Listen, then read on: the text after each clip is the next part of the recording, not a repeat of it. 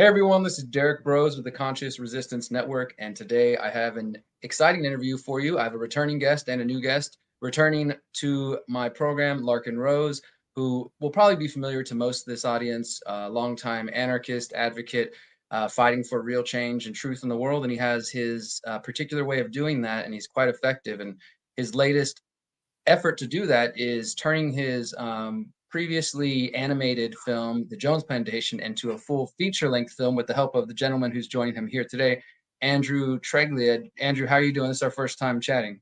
What's up, man? Thanks for having us on. Thank you guys for both joining me. Larken, it's been a couple years since we talked.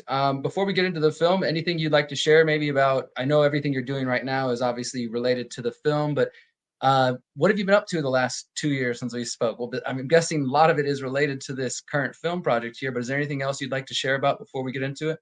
Yeah, a lot of it is the film. I actually at the same time wrote a novel version of it because there's things that don't belong in a movie that do belong in a book.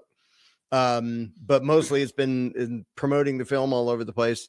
And I'm thrilled with how it came out. But yeah, there's always 5 or 6 other projects going on in the background. But right now, this is by far, I think, the most potent weapon, might be a little bit over dramatic to use that word, weapon to get through to normal people to make them start to question things than probably anything I've been a part of so far. So I'm thrilled about it. Awesome. Well, let's go ahead and get into it. Andrew, I don't know much about your background in terms of filmmaking or activism or really any of that. Would you like to share with everybody your background, and then we'll get into how you became attached to the project with Larken here? Yeah. I'm never really been involved in activism, but I been working in not film, media production, post-production for over 15 years now. I started out in Atlanta, then I worked in Los Angeles for years.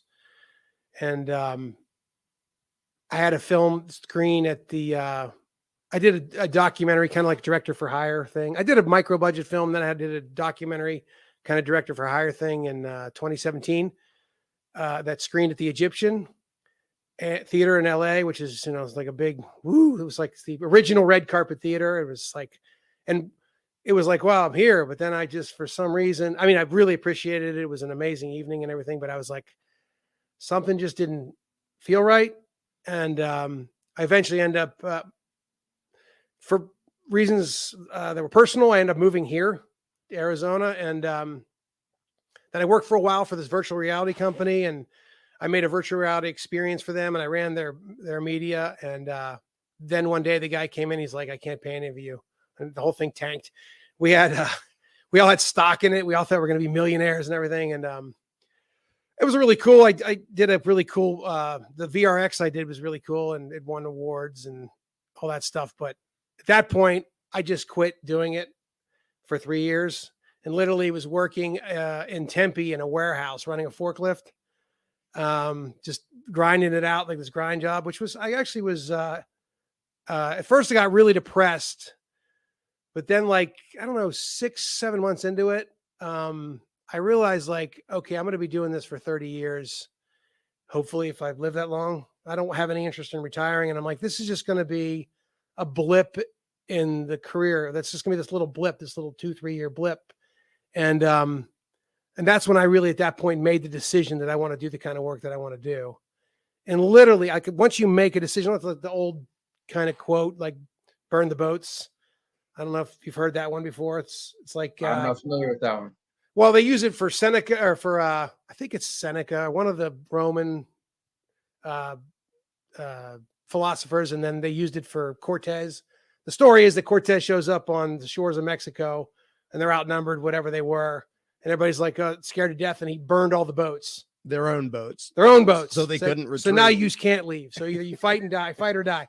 So that's kind of like a metaphor for, like, this is what I'm doing. I'm not doing anything else. In fact, the great independent director, John Cassavetes, once said, you once you fail at everything, you become an artist.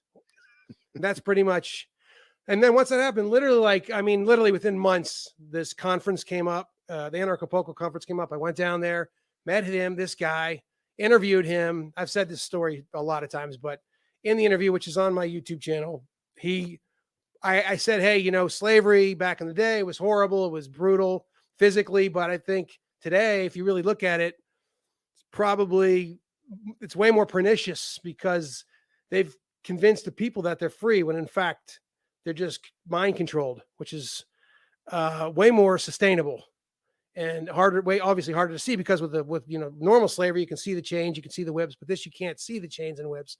And so he's like, oh, that's funny. I did this little animation called Jones Plantation. You should check it out. And then we went back to the hotel and me and my AD, who was the AD on the film, my friend Doug, watched it. And then we were flying home and I was like, ugh, that'd be a cool short film. And then he's like, we should do a feature. And then he happened to live in Arizona. So I reached out to him and say, let's do this thing as a feature film. And he said, yes. And here we are. Awesome. So I burned the boats and here we are. And you've been failing your way to something awesome, right? You said you were failing there. Well, now you found your way to this movement and really to these ideas. It sounds like you already kind of had a grasp on them anyways on your own, and being able to apply your skills to these concepts, I'm sure that feels good.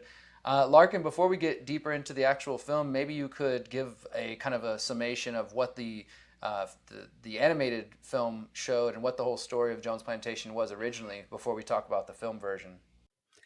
Yeah, so many years ago, I made the little animated thing, and the plot, I mean, this is no secret. It doesn't count as a spoiler. The plot is that there's old school slave plantation owner who's, you know, he whips the slaves and makes them work, and they get rowdy and uppity and rebellious, and as people tend to do if you whip them too much. And then he hears tell of this consultant of sorts that has a special, rather unorthodox way to make slave owners get a whole lot more out of their slaves, while at the same time making them not at all rebellious, not, basically mentally enslave them. And the idea came to me because it's a cool little allegory to tell people basically what we have right now, but in a setting that's fictional, sort of. That they can picture, oh yeah, that would actually work if you had slaves and you were just, we own you, do what we say or we whip you. And then if you fine tune that and got a lot more sophisticated and said, oh, well, we don't own you, but we represent you and we're all in this together and yada, yada, yada, the normal propaganda and indoctrination. And so the animated version is a lot shorter and simpler, and it, there's no time to get into characters. The whole thing is like 10 minutes long or something. But that particular allegory has so much room to cover so many things related to the world we're living in now, that as soon as, Andrew told me the idea about making a movie, I'm like, yeah, this and this and this, and you can include that. I think the first draft would have been like 3 hours long. So he's like, I like it. I'll make it way shorter because there's so many things you can tell in the setting of a fictional, exciting story that can entertain people and make them go, without feeling personally attacked. Because like, as you know, as lots of people who focus on these ideas know, if you just go up to somebody and say, your worldview is completely screwed up and everything you think you know is wrong, like most people don't respond well to that. It's true, but they still don't respond well to it. So being able to use entertainment and allegory like this, I think is a very powerful way to get people to question those things that if you just, smash into it head on, they tend to get defensive and go, no, it has to be this way. And they represent us. And basically they're repeating, they're being mouthpieces for Mr. Smith, the consultant who teaches how to properly enslave people if you really want to get the most out of them and make them not rebellious. Wow. So Larken, were you the principal writer for both the film? I mean, I know the animated film, but for the feature film too? Yeah. Now there are pieces in it that he wrote and that Lee Gallman, the guy who plays Mr. Jones, helped on. And almost every scene was getting rewritten the day before we were shooting it.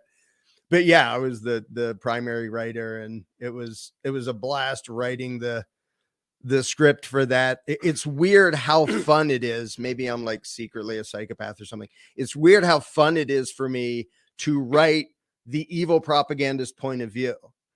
which I sort of do in my first book, How to Be a Successful Tyrant.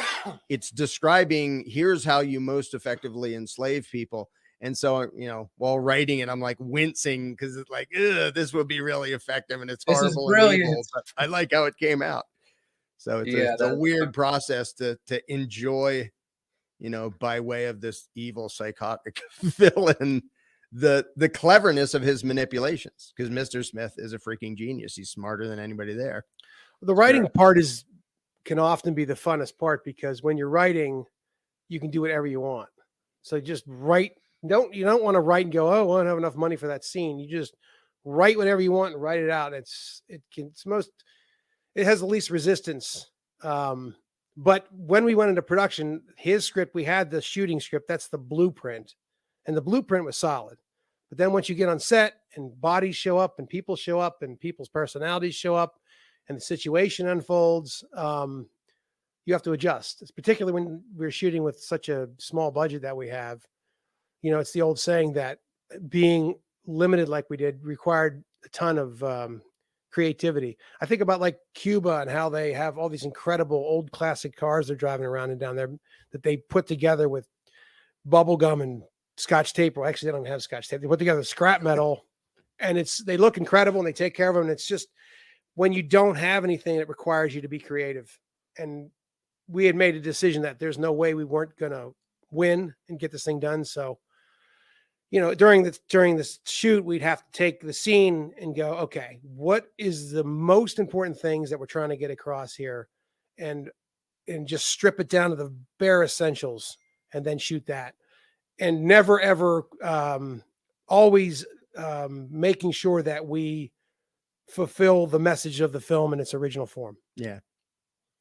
Yeah, I want to ask you, Andrew, in just a moment about some of the challenges of translating the script that Larken put together into, you know, like the challenges of actually turning that into film. But first, Larken, if we haven't spelled it out yet, maybe you could just, you know, get direct to the message of the film for anybody who might be hearing this who hasn't watched it or isn't familiar with your work, the underlying message that is being conveyed through the allegory here.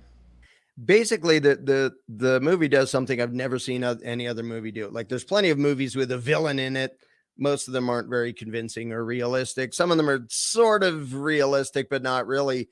I've never seen one that actually portrays specifically how actual tyrants come to power, because they don't come to power by like cackling maniacally and wringing their hands. They come to power by saying, if you give me power, I'll protect you. I'll take care of you. I'll represent you. I'll do all these great things for you. And so it really, it spells out a lot. And it is a very concentrated dose, you know, from beginning to end. The amount of things we got in there of how it shows what they do in the real world. It includes democracy and letting people vote for their master so that they think they're in charge and they think they have some say in the matter. It includes the currency system. It includes things like false flag and divide and conquer and fear mongering and all sorts of stuff. I won't give too many specifics because some of them would count as spoilers, but it really shows the mentality of the actual people running the show. And it sort of shows the setup where the people you actually see in, you know, on the TV screens, mostly they're just idiot puppets. They don't even really understand the game. They're just their strings are being pulled by somebody else. But to be able to depict a whole bunch of the ways that tyranny actually happens by way of manipulating good people, because tyrants, you don't get, especially in this day and age where there's such a thing as firearms, you cannot have a huge, powerful authoritarian empire unless you can first trick the people into feeling loyal to it and feeling like it's legitimate. It's a proper authority and we all must obey. And anybody who doesn't obey is evil and yada, yada, yada. Most people have no clue how that happens. You know, they look at a history book and they'll look at Nazi Germany and they all go, how could this happen? Well, I can tell you how it happens. You might not want to know, because you're going to find out that it worked on you too, in a, you know, different way to a different degree. But that's really what I want people to take from the movie, is watch it and realize, oh yeah, that would totally work. It would probably work on me. And then I want them to wander out into their real lives and go, oh crap, it did work on me. This is it. That's why the tagline is, we all live on Jones Plantation. I want people to notice. I mean, a lot of the parallels are pretty dang obvious, and some are more subtle. But it goes through a bunch of the ways that in real life, that is how power happy psychos get the support of good people. Because without that, they're nothing. They have no power unless they can trick us into giving it to them. You know, I watched it last night. I watched the film last night, and you know, again, congratulations to you guys and everybody involved and all the actors. It was really well done. One of my issues that I've had personally with I don't know how to put it, but I guess liberty content, like let's say libertarian or anarchist who get into music or film or whatever, is that for my personal taste, sometimes it's just too on the nose, it's too direct, it's done in a way that isn't going to appeal to anybody outside of the circle. And I think that you guys did a pretty good job of making it just a film that if somebody comes across or is recommended, that is entertaining to watch, you know, and it's paced well. And obviously, like you were saying, Larken, like all those messages, false flags, etc., like the comparisons are in there, and if you can catch them, and then hopefully, like you said, the person turns and looks at the real world and is like, oh my God, this is happening. But either way, I thought it was done in a way where the messages are there, they're clearly there if you know, but it wasn't beating anybody over the head, which again, I think that's something that people do a little bit too much. Was that a struggle to do, or is that something that you guys were cognizant of doing throughout the production? I was just about to bring this up, but it's so funny that you brought that up. That was most of this crap, the content you see in like the liberty space, or I like call it the human flourishing space. It's almost to me like religious content. You like religious music. God is an awesome God, like all that stuff. So, yeah, we just wanted to make a based, entertaining film that people can watch first and foremost, and we wanted it to make, you know, like I said, you can't go into a film to say, I'm going to make a cult classic, but we want to make a cult film in a sense that it would be a one-off. So whether you go into the film and you watch it, you love it, you hate it, you've never seen anything like it. And also that it has bits of almost every genre, and that includes comedy. There's a lot of comedy in the film. And we wanted the characters to be mimetic. So each character is a bit like it's heightened reality. It's a bit kind of larger than life. And that's why they all had basically the same costume on. If you watch The Matrix, you know, they all have the same costumes on, and you see them in all these memes all over the internet. And we wanted the main characters, you know, to portray like that. So yeah, we just wanted to make an entertaining film that anybody off the street could go in and watch. And because you're not going to reach people just preaching to the choir, you know, we needed to get in there and entertain them and have a good time and watch a great film. And we were talking about this when we first started. They might leave the film and right away they catch something, and they might a week later go, oh, wait a minute, that was that. Or they might be, you know, a month later watching the television and, well, whoa, Jones Plantation. And that was kind of the idea. Yeah. So you nailed that one on the head. I was just thinking that before you said that. And, you know, the control freaks have been using entertainment for decades and decades to spread their lies and manipulation. And the reason it works is if they make something entertaining. And now they seem to suck at that. Like it's turned so much into propaganda, nobody even likes it. But they used to be better at it. Well, I mean, you look at a film like They Live. Yeah. Like it's kind of this corny B film, even though John Carpenter is a legend. But everybody's seen that film, and it's awesome because you obviously see the metaphor to the world we live in today. It's funny. I'm not saying this, but Jeff Berwick's been doing a ton of before this hurricane nonsense, but he's been doing a ton of promo stuff for us and talking about the film. And he said, this is the They Live of our generation. I don't know if that's true. I'm not saying that, but that was what he said. So that's the kind of thing we want to do. We're calling it the vanguard film of the American dissident cinema movement. Don't know if we'll get that off the ground or not, but that's what we're trying to do. That's what we're saying. Yeah, we're dissident. Somebody's got to be the first, right? So, yeah, that's right. I congratulate you on that. And like I said, I didn't come away with that same sense of, because I also make music. I know you do as well, Larken. And sometimes, you know, I appreciate everybody's creative expression, like more power to you. But sometimes I'm hearing certain things that I'm just like, yeah, like you said, it comes off evangelical or just like, I don't know, in a way that is not appealing. That's a great word. Yeah, it's not necessarily appealing to my particular taste, but you know, obviously some people it does. But and while we're talking about music, Larken, I know that you and your partner Amanda are both involved in music. Did you guys write the soundtrack, or were you all involved in that? A little bit of my music is in there.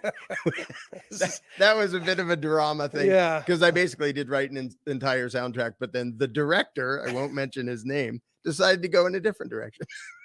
And he's the director. Like I knew from the beginning, well, it's not up to me. Oh, well. Well, we did. There's 5 songs in there that he did. And one of them is in the right place. Yeah, but they're moved around. Is one of them in the right place? Which one? The one where Samuel's wandering through the woods. Oh, that's right. The yeah, creepy that's one. That's right. It's the only one in the Yeah, right place. Yeah. Yeah, I felt like listening to, and maybe I don't know which particular parts, but I'd be curious. I felt like listening to some of the synths throughout there. I was like, I can see Larken and Amanda playing some of these songs or performing some of them. So that's cool. And Andrew, let's talk about the script then, because Larken comes in with a 3-hour film idea and all the different references he loves and everything. And I'm sure you're like, we got to trim this down a bit. And even then, when you get to the script, you guys said you're doing rewrites and such. So obviously, you're kind of doing some of it on the fly as you feel out everybody's personalities and everything you mentioned. But what were the biggest challenges of taking these big ideas and making it, again, a film that people actually want to watch and not just like a lecture? Well, when the writing process, he wrote the first version of the script, and then we played pass the baton back and forth. And because Larken's a great writer, everybody knows that. But this is, I think, your first screenplay, right? Yeah. So it's just a whole different genre, a whole different medium. And the biggest challenge, there's an old saying, you never have the writer on set. But I was glad he was there. But the biggest challenge was getting him to, because there was so much dialogue because he's used to writing books. Yeah. And it's a visual medium. So we were stripping pages and pages of dialogue. I said, look, this 2 lines says everything you want to say there. And he was having a hard time with it because to really know it, you've got to make a few films, just even a few short films, and you see, oh yeah, that doesn't work, or this works. And and I've written tons of scripts and shot stuff, and I've seen the results. And I will say, in all the ways that you butchered my script, I'm glad that all happened, because like you said, I'm used to writing books and novels and stuff. I'm not used to making a movie. And so even the one thing I yelled at you on set about, that was still the right move to make. And that's why, like, you're the director and I'm not, because I'm not used to thinking in that setting. I'm used to writing books. And that's why I then went and wrote the book version. But all of them, including ones that initially I was like, oh, don't do that. I hate that idea. Now I'm like, actually, I like that idea now. Yeah, to his credit, I mean, once he saw the film, he literally made a video and he said, not only was he right about the stuff that he did, but it's actually way better than it originally would have been. So, yeah, by a lot. Yeah. So that's why it's worked, because we've always been like that. We push for what we want, and then we're honest about what works. And that's why I think it's worked. It's not like, there's definitely a little bit of pride and ego. You don't do these kind of mountain climbs unless you've got that in you, but yeah. And I knew I had to be like second fiddle, as they say. Like, the director has the final say. If you're going to argue about everything, if he says this is how it is, oh well, I can grumble in the back. We only had one main incident. That was the one you killed. And I didn't even want to argue. I said, get out of here! My script. You're out of here. Yeah, I can imagine that Larken, that kind of just having to deal with the ego stuff, even not for anybody with a big ego, but just that you're invested in the script you put together. Oh, no, he's got a big ego. Trust me, he's got a big ego. Yeah, trust me. But just that challenge again, like as a writer, I've written, like yourself, several different styles of books, but never a specific screenplay. So I know that walking into that environment, it would just be a totally different challenge that you just got to go through, I guess. So that's interesting to hear that, and I'm glad that, Andrew, you guys are able to find some balance between each other. And I mean, I'm curious about was there anything different, Andrew, that you've done for this film as opposed to any other work you've done when it came to casting the actors? Yeah, because when we no, let me be clear. The feature film thing is like the jewel of the crown. I mean, I've only done 3. One was a micro budget film, and one was a kind of a budgeted documentary, but it was more of a director for hire thing, even though, I mean, I put my heart and soul into it and it was a great experience, but I didn't have a big dossier of feature films. So which was really cool of him. He's like I've said before, he trusted me right away and let me do my thing. I forgot what was the original question. Was this something different? Oh, casting. Yeah, casting. So this was we met in February of 2020. So this was right before all the COVID stuff. And I was going to do this film SAG ultra or SAG low budget because the union owns all the actors. And I know a couple. I actually know a couple guys that would work on the film that have done some. I mean, one guy in particular was going to play Samuel, who's been in a lot of stuff. But then I got a call from the union, and they're like, "Okay, well, yeah, you're going to do SAG low budget. You prepared for your COVID protocols." I was like, "What?" And they're like, "You're going to have a COVID commissar on set, and everybody's going to be in a mask. You're going to have to direct in a mask, and then you're going to have to test everybody every day. And if somebody pops a positive, well, they've got to leave the set for 14 or 17 days or something." Like, whoa, what? And so basically what they did was they shut down, or they were trying to shut down independent productions because a studio can shut down for 14 or 17 days. No big deal to them. Or if the DP tests positive, he goes and stays at a hotel for 14 days and they bring in somebody else.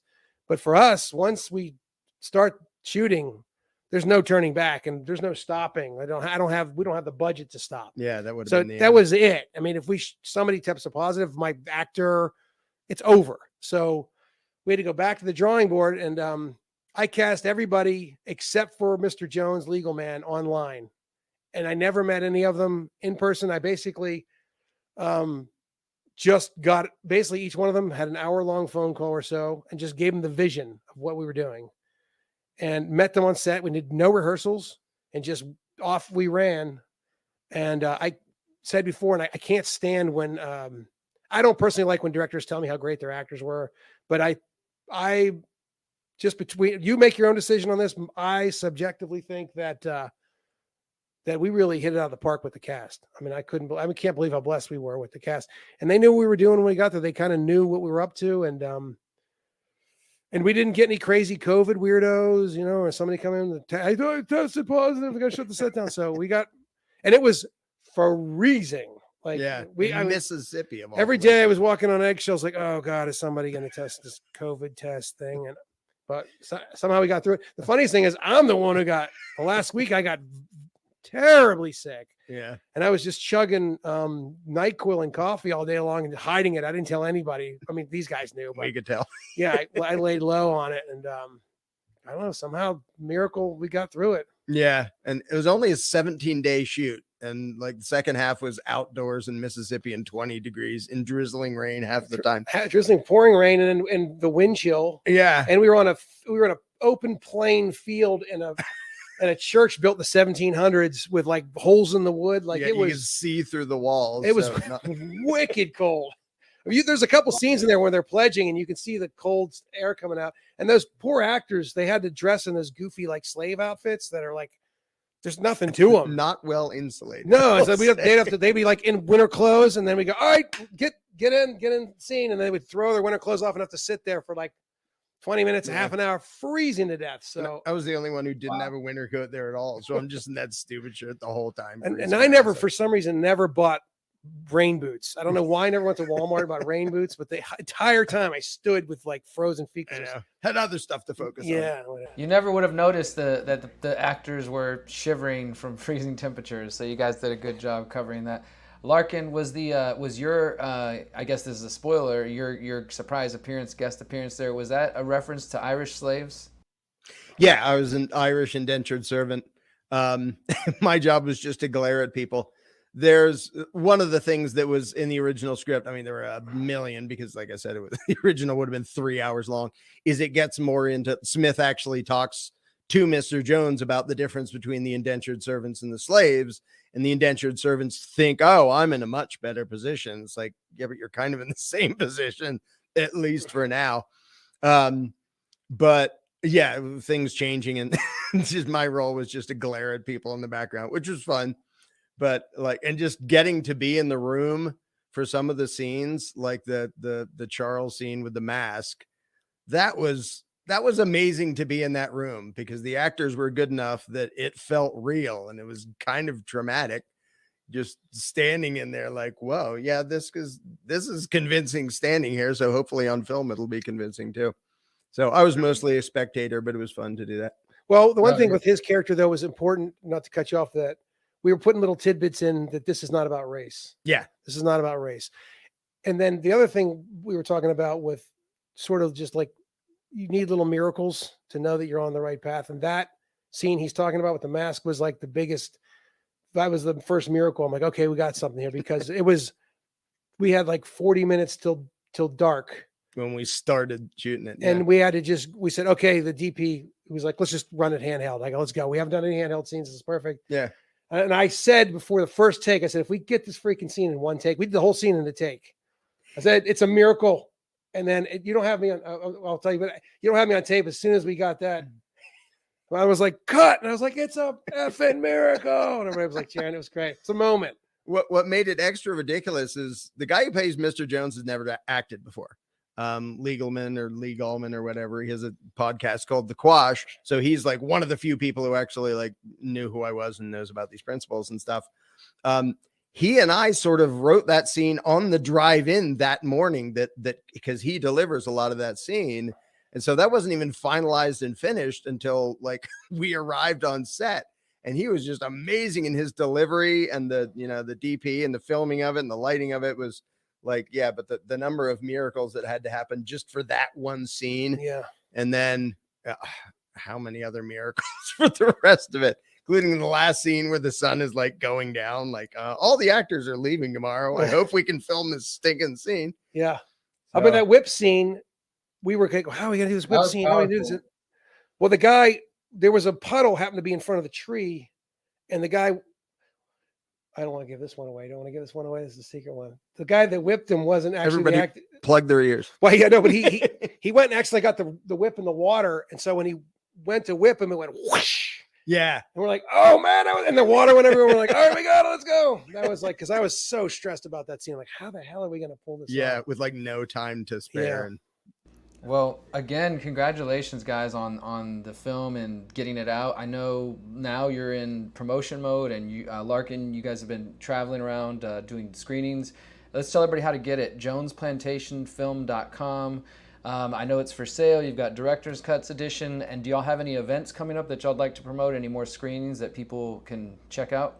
Well, we're going to be screening in LA. Go ahead. I'll cut you off. Go ahead. Yeah, well, I was about to say the same thing anyway, is we're like in the process of planning when the LA official premiere is going to happen, but we don't have the exact date yet. What's probably going to be December. like first week or so in December.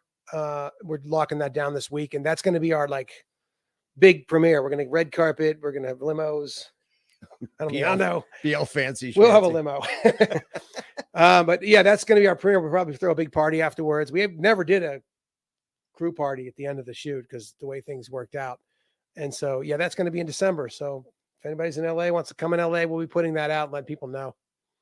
And in the meantime, we're just doing 1 million interviews everywhere we can. The fact that right now podcasters combined have way more audience than the entire mainstream media is really handy if you're trying to promote something actually independent and different. Yeah, the podcasts are huge, and we really appreciate you having us on. Yeah. It's at JonesPlantationFilm.com exclusively right now. It's cheaper there. We are in the process of launching it to all the big global platforms, Amazon and Apple TV and all that stuff. But you'll get it cheapest at JonesPlantationFilm.com, and it's there exclusively. Now, we wanted to get it to our audience first, and then we're going to expand it out. So we're in the process of doing that right now, but awesome. Well, definitely everybody go pick it up. I'll put that link below, JonesPlantationFilm.com. I bought a copy last night to support, but everybody go over to JonesPlantationFilm.com. I do recommend, again, there's the basic version of the film, then you got director's cut. And Larken, are you guys looking to do more events? Like if somebody wanted to contact y'all to try to do a screening, would you travel there, or what's the situation with that? It depends on timing and budget. Like I think I have like 8 interviews to do this week. And then we have to figure out when the LA thing is going to do it. So I would say don't completely bet on it, but yeah, we're still promoting it in every way we can. And it depends. Like it's a lot easier. Like I was just up in Denver where some friends of mine did all the effort to set the thing up. And then I was there. That makes it a whole lot easier because our massive team is basically us and like 2 other people. So if someone's like, hey, can you, arrange a screening over here? Probably not, because we're doing a million things already. But if somebody is able to do the work and put in the time and like, let us know ahead of time, and then we'll see if it actually works to find some arrangement. But we are so overtaxed, to use that term, just trying to keep up with the things we have, because we still don't have a budget. Oh, and the DVDs are on their way to coming out soon. Don't have an exact date. Yeah, that's been a whole nother can of worms. Those are not easy to make anymore, getting DVDs done. Yeah. So million things going on. But yeah, my email is larken@larkenrose.com. If somebody is actually willing to put in an effort, try to set up a screening, let us know, and we'll see if we can make it work. We see if we can come up with an arrangement. Awesome. Well, thank you guys for your time. Everyone, please do visit the website. I'll link it below. And if you don't mind, comment in this video and encourage Larken to come down to Mexico for the Greater Reset. And you guys can screen it there in person as well in January if you decide to. But other than that, thank you for joining me today. Larken, thanks for all the things you do to promote true freedom, and for Andrew for working with him to bring this vision to life, because I think it's definitely going to be another great, another tool in our toolkit to try to wake up people and get more people to think about things like that. And so I fully support the effort, and you guys pulled it off. It's not overly in your face with the message or in a corny way or any kind of thing like that. It's done really well. So thank you again for your time. Thank you. Thanks, man. All right, everybody. Till next time, remember, you are powerful. You are